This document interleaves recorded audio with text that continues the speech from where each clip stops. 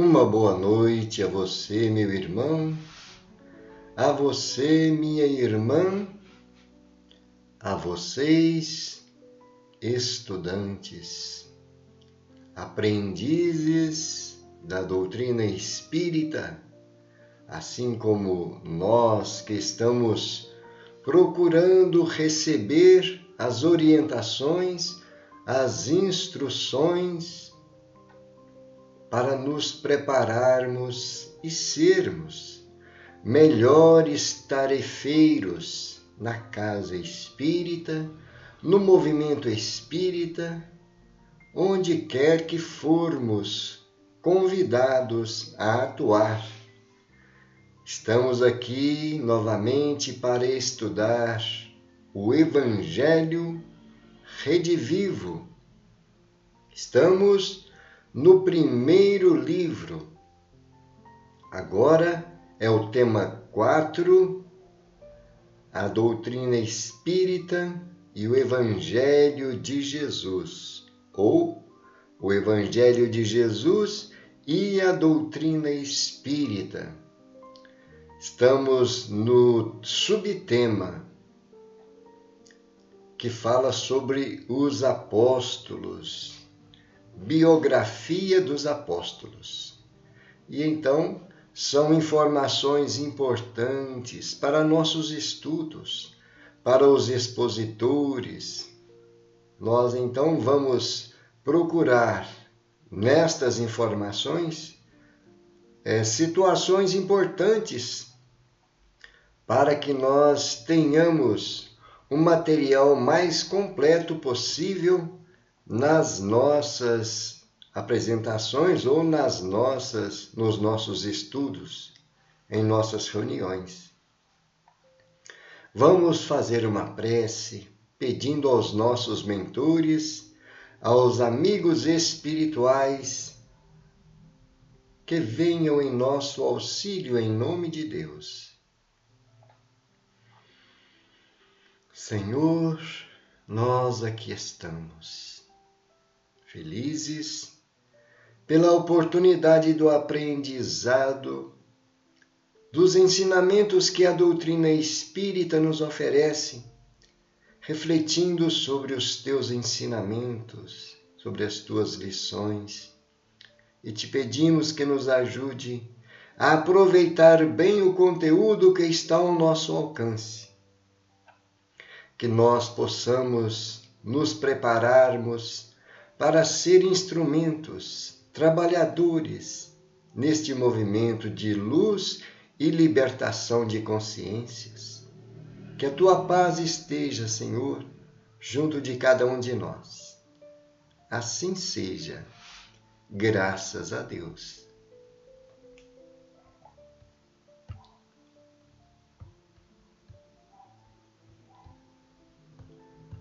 Hoje daremos sequência sobre os apóstolos e vamos ver sobre o apóstolo Filipe. Referências evangélicas sobre Filipe está em Mateus capítulo 10, versículo 3, em Marcos capítulo 3, versículo 18, Lucas capítulo 6, versículo 14, no Evangelho de João, capítulo 1, versículo 40, nos Atos dos Apóstolos, capítulo 1, versículo 13, é citado também nos Atos dos Apóstolos, no capítulo 21, dos versículos de 1 a 9, quando Paulo e Lucas o encontram na cidade de Cesareia, juntamente com 4 filhas, todas possuidoras de mediunidade de profecia.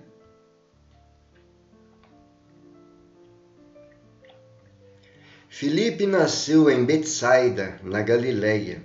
Era pescador. Jesus o convidou para ser seu apóstolo quando o encontrou em Betânia, no Além Jordão, onde João Batista batizava.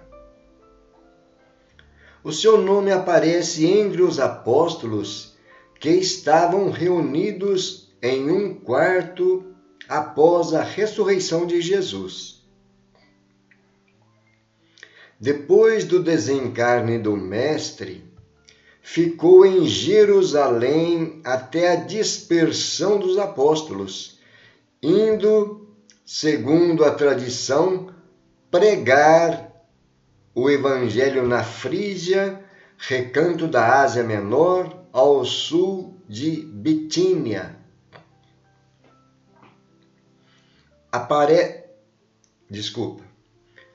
Parece que evangelizou na Itureia, nome grego para uma região montanhosa de Israel.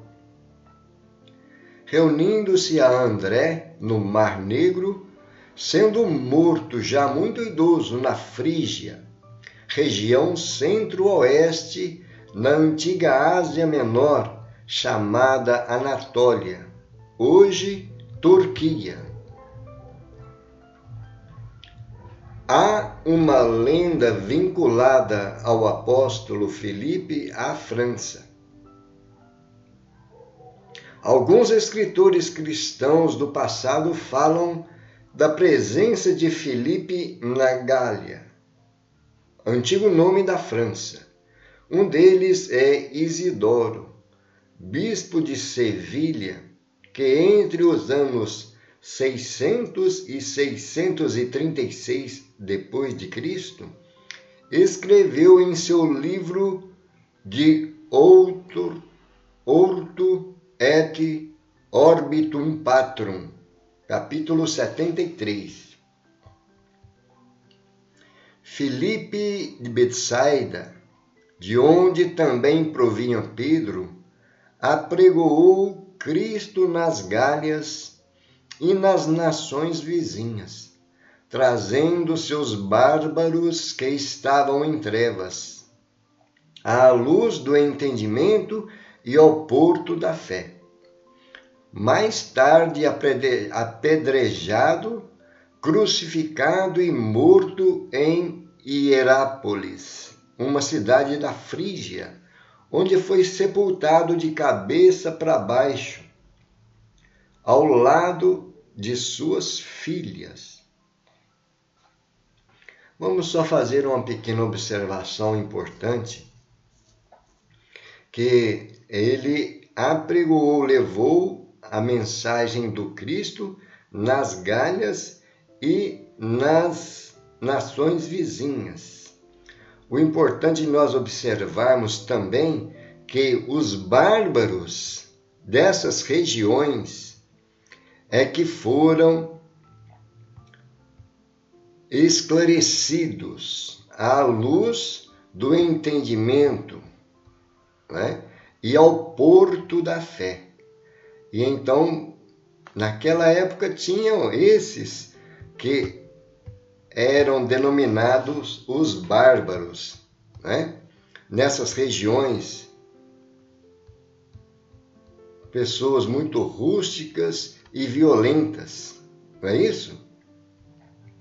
E então estamos vendo a importância da divulgação.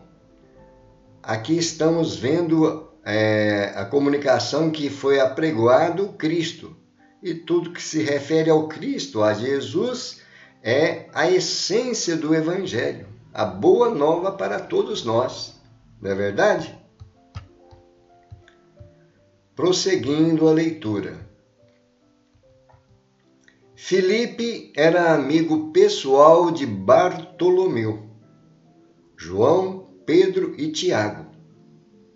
Os três últimos apóstolos formavam uma espécie de Estado-Maior do Colégio Apostolar. É importante não confundir Filipe, um dos 12 apóstolos, com Filipe, companheiro de Paulo de Tarso, um judeu cristão de origem grega. Filipe, assim como Estevão e mais 5 judeus da dispersão, da diáspora, ficaram responsáveis pelas tarefas administrativas da congregação na Casa do Caminho. Vemos em Atos dos Apóstolos, capítulo 6, versículo 5, capítulo 8, versículo 5, de versículo 5 a 40, e capítulo 21, de versículo 8 a 9.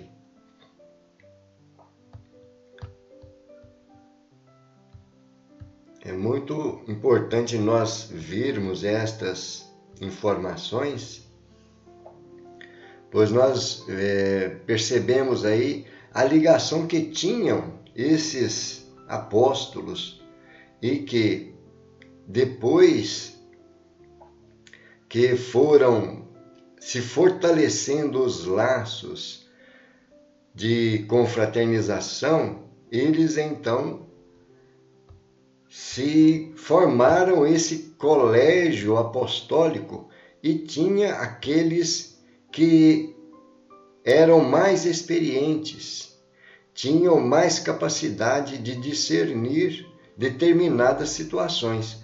Por isso, nós estamos vendo mencionado aqui espécie de estado maior apostolar, né?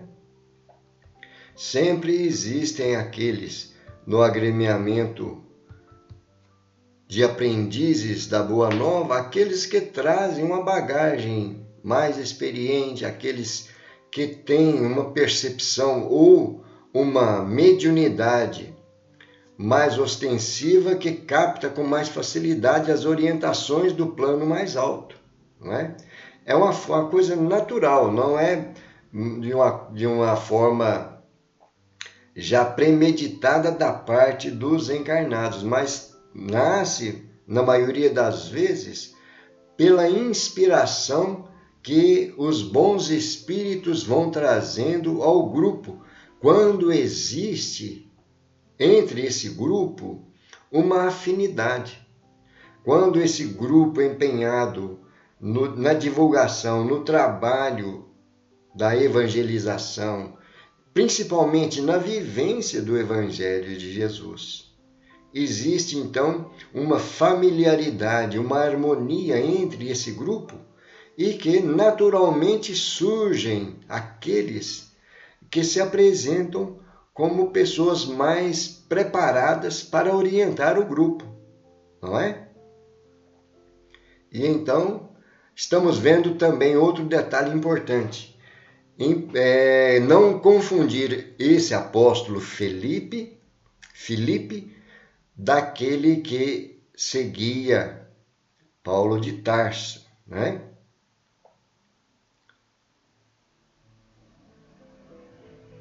Agora nós vamos para a biografia de João Evangelista,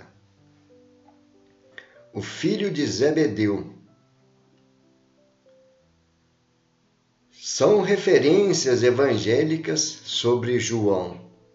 Está em Evangelho de Mateus, capítulo 4, versículo 21, capítulo 10, versículo 3, Marcos, capítulo 3, versículo 17, Lucas, capítulo 6, versículo 14, nos Atos dos Apóstolos, capítulo 1, versículo 13. Era filho de Zebedeu e irmão de Tiago Maior.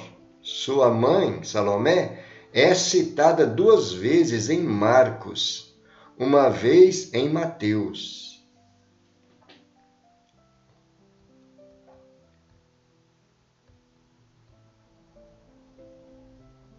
Alguns estudiosos suspeitam que Salomé tenha sido irmã de Maria Santíssima, registrado em Evangelho de João, capítulo 19, versículo 25. Dessa forma, Jesus seria primo dos filhos de Zebedeu, explicando em parte a fraterna intimidade existente entre eles. Nasceu em Betsaida, na Galileia, é autor de 4 evangelhos, ou melhor, é autor do 4º evangelho. de 3 cartas, epístolas destinadas aos cristãos e do Apocalipse. Seu evangelho difere dos outros 3, chamados sinópticos ou semelhantes, porque a narrativa de João enfoca mais o aspecto espiritual da mensagem de Jesus. João considerava-se o discípulo amado. Registramos isso e vemos registrado isso no próprio Evangelho de João, capítulo 13, versículo 23, capítulo 20, versículo 2 e 26, capítulo 21, versículos 7 e 20. Afirmação admissível se generalizada. Vamos só fazer uma pequena observação sobre esta questão dos filhos de Zebedeu, Salomé, aquela passagem em que Salomé se aproxima do mestre e pede a ele que coloque seus filhos, um à sua direita e um à sua esquerda. Acho que todos nós conhecemos essa passagem, né? E então Jesus responde a Salomé, que pergunta, melhor dizendo, aos apóstolos, se podereis beber do cálice que eu vou beber. E eles respondendo sim, e Jesus afirma a eles que, quanto a sentar à minha direita ou à minha esquerda, isso está nos desígnios do Pai que está no céu. Então é importante nós vermos em passagens assim que os apóstolos, os seguidores de Jesus, sempre devem dar o seu testemunho de vida, de sacrifício, para demonstrar a firmeza da fé, da confiança nos desígnios de Deus. Não é isso? E então, quando esta mulher, a Salomé, a mulher de Zebedeu, inclusive nas passagens, algumas traduções trazem a descrição, a mãe dos filhos de Zebedeu, porque existia muito preconceito com relação à mulher. Ou melhor, a mulher não tinha o valor que nós hoje consideramos, né? E então, algumas passagens trazem a mãe dos filhos de Zebedeu. Mas vamos ver o que Jesus queria mostrar, porque depois desta passagem, os apóstolos começaram a ter algumas divergências entre si. Criou-se um melindre entre o grupo apostólico. E Jesus, então, chamando a si esses apóstolos, disseram a eles: sabeis que o reino dos céus é tomado pela força. Ou melhor, sabeis que os poderosos do mundo se tomam pela força. Não deve ser assim entre vós, que aquele que quiser ser o maior, seja o servo de todos. E então é importante para nós vermos em várias passagens, Jesus sempre aproveitando os momentos para trazer as lições que nós precisamos, né? Não ter motivos de disputa, né? De malquerência, de competitividade, de qual seja o maior. Como o próprio Jesus nos fala, aquele que quiser ser o maior, seja o servo de todos, o servidor de todos. E ele mesmo trouxe o exemplo disso, não é isso? E então é importante nós revermos algumas passagens que tem no Evangelho para aprendermos a extrair o conteúdo, a mensagem para o nosso dia a dia, né? E então João Evangelista era muito jovem à época do Mestre. E na crucificação foi designado por Jesus para tomar conta de Maria. Nós temos também nesta passagem muito tocante, quando Jesus se dirige a Maria Santíssima dizendo: mulher, eis aí teu filho, filho, eis aí tua mãe. E então é importante nós observarmos que nesses momentos Jesus estava designando João para cuidar de Maria como sua própria mãe, não é?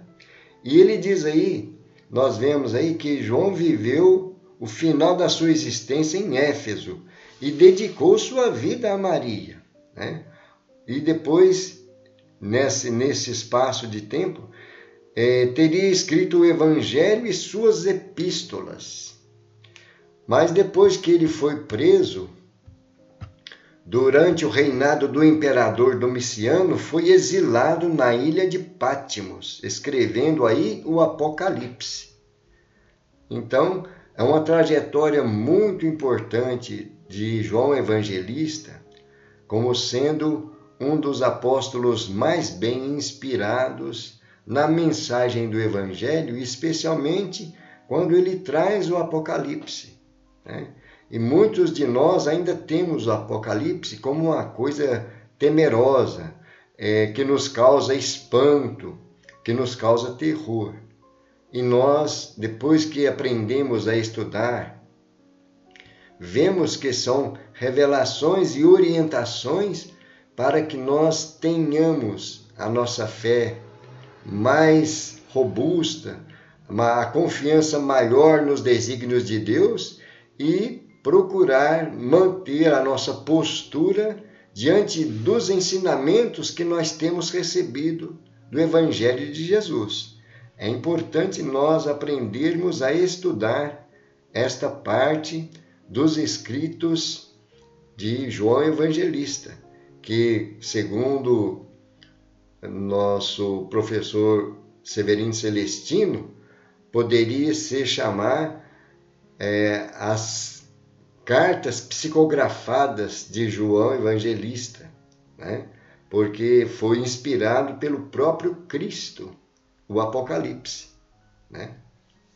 Vale a pena nós acompanharmos as palestras do professor Severino Celestino. Muitas informações importantes, muitas orientações, muitas luzes nós temos recebido com estas palavras, com estas palestras, com as apresentações de Severino Celestino.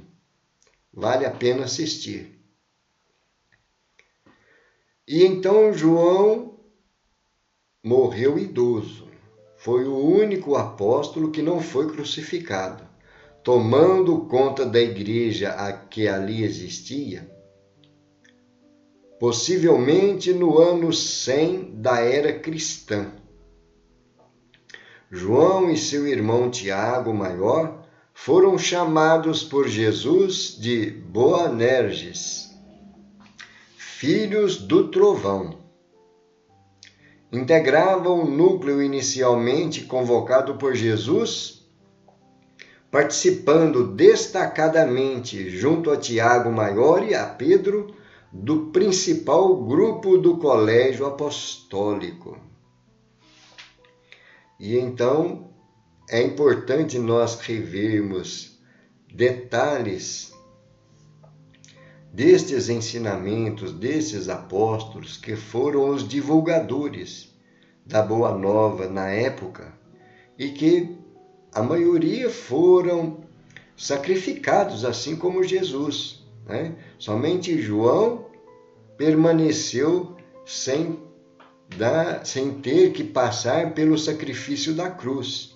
Mas ele também sofreu grandes perseguições, especialmente desse imperador Domiciano, que queria encontrar uma forma de condená-lo à morte, mas sempre a providência divina encontrava um meio de livrar João para que ele pudesse completar a sua missão, não é? E falando sobre João, temos também uma passagem interessante quando Pedro pergunta a Jesus sobre João, não é? E Jesus, de uma forma metafórica, responde a Pedro: que te importa a ti? Se eu quero que ele fique até que eu volte, segue-me tu. Olha o que nós vamos perceber nessas palavras de Jesus. Pedro, querendo informações do que seria de João, Jesus dá uma dica para Pedro. Se João tinha uma missão diferente, Jesus precisava que ele ficasse até que Jesus voltasse, não é? Voltasse através dos ensinamentos, da boa nova divulgada, dos esclarecimentos, das luzes que o Evangelho, os escritos de João trouxe para todos nós. E Pedro, assim como Jesus, foi crucificado, né? Então são detalhes importantes que depois que a gente começa a aprender a estudar os evangelhos, vamos ganhando novas luzes, novas compreensões, né? Para nosso entendimento e fortalecimento da nossa fé, dos nossos compromissos diante da tarefa que abraçamos, não é assim? E então nós vamos deixar para a próxima semana o próximo apóstolo Judas Iscariotes, né?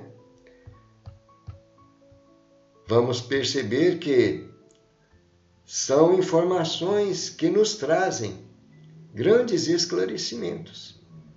E a cada momento que nós nos dedicamos, nós passamos a refletir e a nos colocar mentalmente naquele clima, naquele ambiente onde os apóstolos viviam, idealizando a atmosfera, o trabalho, os desafios, tudo o que eles eram empenhados na época, não é?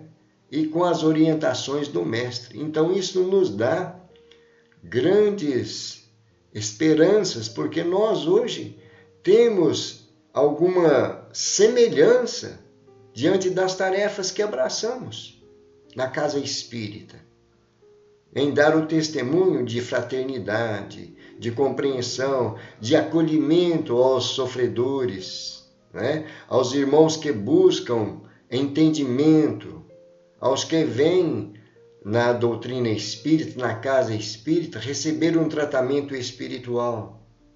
Por isso, a nossa necessidade de nos empenhar nesses estudos, na busca por novos esclarecimentos, não é?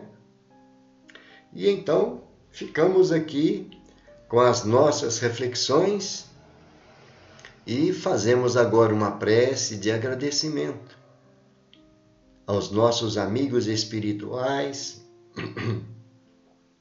aos mentores, anjos guardiães e a nosso Senhor Jesus Cristo, nosso Mestre.